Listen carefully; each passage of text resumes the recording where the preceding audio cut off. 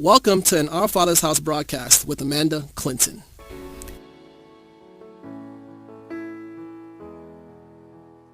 On today's program, I'm going to start on my weekly series, The Mind is the Battlefield, a term first coined by the American Joyce Myers.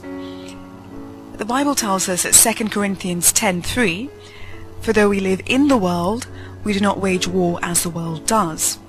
Because, as Ephesians 6:12 confirms, "For our struggle is not against flesh and blood, but against the rulers, against the authorities, against the powers of this dark world, and against the spiritual forces of evil in the heavenly realms." As such, the thief comes to steal, kill, and destroy, as it says at John chapter 10, verse 10. The devil, therefore, does not come to steal our cars or our money, since he can probably write a blank check to give us all the physical things we crave, if that's what it's going to take to win us over. He is after perhaps the most precious thing we have, not land, but where we have most dominion, our minds. That's why the mind is the only real battlefield that we're fighting to maintain as individuals. So what price does the devil put over your head? How much is it going to cost him to win you over? To me, it's always been interesting that the devil and the world price people by how much those people outwardly and subconsciously think they are worth. Ultimately, because you'll never be more than you think you deserve. That's why the Bible tells us that God can do exceedingly, abundantly, above all we may think or ask, according to the power that worketh in us. And that's at Ephesians 3:20. So if the power that worketh in us believes that we can, in essence, be bought for a price, then we will. If, however, the power that worketh in us believes or knows in our spirit that we are sold for nothing, or sold without money, and without money we will be redeemed, we shall surely therefore be redeemed for nothing, as Isaiah 52:3 confirms. Therefore, we should not believe subconsciously or actively that there's a price over our heads in any circumstance. Because when we do, it's interesting how people will always give you what you portray yourself as being worth. So when John at chapter 10 verse 10 of his book states that the thief comes only to steal and kill and destroy, Jesus has come that they may have life and have it to the full, what precisely is life to the full? Well, to me, life to the full has always been living more abundantly in our minds, because our minds are not ravaged with thoughts of our own insecurities, shortcomings, failures, or inability to impact the world in a kingdom class kind of way. Life more abundantly is having peace beyond understanding, as Philippians 4:7 states, because though we may be programmed as individuals growing up in the world to war against our flesh, our enemies, our thoughts, and how to measure ourselves, we are truly in the world and not from the world. Not from the world because, as confirmed in 1 Peter 2, verse 1, we are aliens and strangers in the world and should abstain from sinful desires which war against our soul. 1 Peter 2, verse 1 is therefore the biggest proof, or confirmation, should I say, that who we really are as individuals are souls encased in flesh. Therefore, as souls, we are aliens to this land and should treat this temporary experience in human flesh as one that was not designed for us to war against our flesh, but to be more in alignment with our souls by living in God's universe, which is a peaceful, orderly, harmonious, elegant, and simple universe. Not, therefore, to only feed on our flesh, our egos and power moves. Therefore, the peace of God, which transcends all understanding, is the type of peace that overwhelms our carnal nature in bringing us inward peace and satisfaction. It's a type of peace you can't put into words, but if you're tempted to, perhaps it would sound something like what D.T. Niles said, that Christianity is essentially one beggar telling another beggar where he found the bread. Where he found the bread because it was where he found peace that satisfies him. Yet we still face this conundrum, or this difficult problem, should I say, that the mind is the battlefield. Lucifer's aim is to keep the slave physically strong, but psychologically weak and dependent on the slave master. That's why Denzel Washington, in a film called The Great Debaters, used the illustration of a vicious slave owner in the West Indies called Willie Lynch. Denzel Washington in the movie was trying to teach young black students in 1935 how to be emotionally sound and strategic when debating in an unforgiving, racist world. Denzel described Lynch's methods when teaching his fellow slave masters how to rule their slaves as very simple but wicked. You see, Lynch's technique was to keep the slave physically strong but psychologically weak and dependent on the slave master, to therefore keep the body and take the mind. That's what Lucifer is after ultimately, to keep your body working till you die, but to take your mind, because that's where your territory lies, because your mind is connected to your eternal soul. Once the devil gets your mind, you see, he starts having full access to what he ultimately came for, which is your soul. Therefore, if you accept that the devil ultimately wants your soul, you can see why it would be important for him to get your mind. That's why 2 Corinthians 10:4 states, "The weapons we fight with are not the weapons of the world. On the contrary, they have divine power to demolish strongholds." Strongholds, therefore, in our minds, our thoughts, our attitudes, our deeds, till we start looking like our God in being more spiritual and building his kingdom in a kingdom class kind of way. To destroy strongholds by praying or talking to God and combining that with our obedience to him in the expected end that it will accomplish the impossible. The mind, however, is the battlefield. If we cast our minds back, each of us probably have or can identify moments that should have killed us spiritually, that could have emotionally crippled us, in that outwardly we would appear normal, but inwardly there would be this crushed, mangled misrepresentation of our former selves that we may never have recovered from.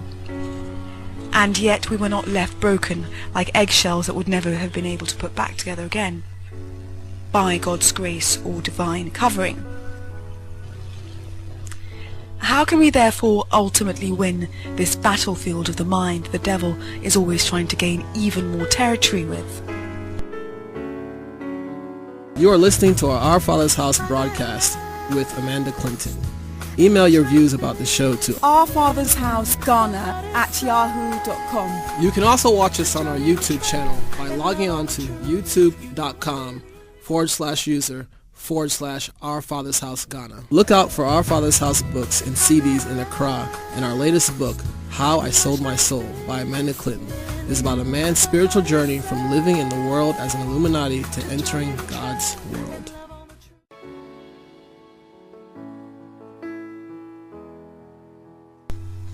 Romans chapter 23 verse 2 states, "Do not be conformed of this world or this century, but be changed by the entire renewal of your minds, with new ideals and new attitudes, so that you may prove for yourself what is good and acceptable and perfect will of God, even the things which is good and acceptable and perfect in his sight for you." Therefore, statements in the Bible such as "we are in the world and not of the world" should have direct application in our life, since 1 John 2 verse 15 states, "Do not love the world or anything in the world. If anyone loves the world, the love of the Father is not in him." Not in him because since our Father is a spirit, as John 4 verse 24 confirms, we must therefore be like him, spiritual in nature, despite our physical world and the physical structure that we live in. If we're in the world but not of the world, we need to function as committed, productive and effective members of society, without forgetting our ultimate call to be God's physical representatives on this earth by building his kingdom on earth in a kingdom class kind of way. Ultimately, because God is a spirit and those who worship him must worship him in spirit and in truth, as John 4 verse 24 confirms. Kingdom class is therefore not lying, cheating, devising snares for others, or being assured that earthly power moves are your ultimate strength. Kingdom class is ensuring that all our deeds have at least the mark of the fruits of the Spirit. And Galatians 5 from verse 22 to 23 confirms the fruit of the Spirit, which are love, joy, peace, forbearance, kindness, goodness, faithfulness, gentleness, and self-control. Against such things there is no law. Nothing you see is new under the sun. Each generation in one form or the other. We've done the same thing, just repackaged it, rebranded it. That's why at 1 Corinthians 13 it tells us that no temptation has overtaken you except what is common to mankind, and God is faithful. He will not let you be tempted beyond what you can bear. But when you are tempted, He will also provide a way out so that you can endure it. The older we get, the more we seem to have to deal with people. Their issues, our issues, the more we have to engage in a world that in the grand scheme of things has lost all direction in terms of what the original plan was and is, which is to live spiritually despite having a physical body. It is, however, normal during our lives to at one point or the other feel oppressed or slightly downtrodden. That's why Luke 4 verse 18 states that Jesus was sent to spread the good news and to teach and heal the afflicted and the poor being those who are going through this mortal experience as souls waging against their flesh, their egos, their desires, but having an inward sense that they are more than carnal, more than money, more than just flesh. Ultimately, people try to gain territory with land and power moves to advance their own agenda. If you accept, however, that with the devil the mind is the battlefield, 1 Peter 5 verse 8 confirms that we should be alert and of sober mind, since your enemy, the devil, prowls around like a roaring lion looking for someone to devour. Be alert and sober, therefore, by not giving him easy access to your mind by doing every or anything that is evil. Evil being a violation of or intent to violate some moral code. Evil being not good, or that which you suspect is not good, but carrying on in any case. Proverbs 6 verse 16 to 19 further describes 7 deadly sins. A proud look, a lying tongue, hands that shed innocent blood, a heart that devises wicked plots, feet that are swift to run into mischief, a deceitful witness that uttereth lies, him that soweth discord amongst his brethren. Evil is that which we know is not good, but we carry on with the act, not realizing that ultimately we're cheating ourselves because the devil is gaining even more territory in his quest to gain our minds. You see, because the only real territory of priceless value is our minds. Therefore, he eventually wants to snare our minds in order for him to snare our soul. Lucifer is therefore after your main battlefield in order to gain full access to your soul. As 1 Peter 1 verse 3 to 4 tells us, however, with Jesus we are born again in that we have a living hope of an inheritance that is imperishable, undefiled, and unfading, since it is eternal, and of God in heaven in nature, character, and fulfillment. So, though as it states at 1 Peter 1 from verse 6 to 7, we have been grieved by various trials, testing the genuineness of our faith, as it states, however, in 1 Peter 1 from verse 8 to 9, though we do not see him, we believe on him and rejoice with joy, obtaining the outcomes of our faith and the salvation of our soul.